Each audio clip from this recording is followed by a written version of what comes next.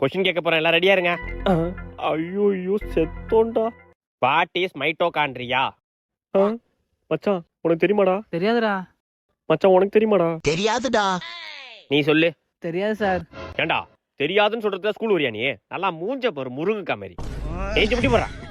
ஐயோ அடுத்து நம்மள்ட்ட கேட்பாரு. டேய் ராஜே நீ சொல்லு. சார் அது வந்து மைட்டோகாண்ட்ரியா.